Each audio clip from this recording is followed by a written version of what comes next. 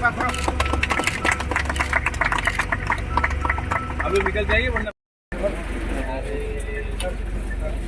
AC लेकिन काम नहीं कर रहा है। ये कोई पता लग रहा है आपको?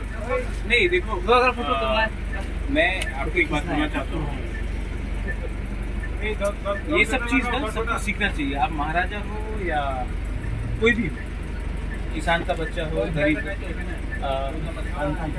सिर्फ ऐसा नहीं है कि महंगा गाड़ी चलाओ, ये पब्लिक ट्रांसपोर्ट है। मैं भी ऑटो में घूमा हूँ जब मैं कॉलेज में था, स्कूल में था। मैं भी आज टैक्सी से ही घूमता हूँ जब दिल्ली जाता हूँ।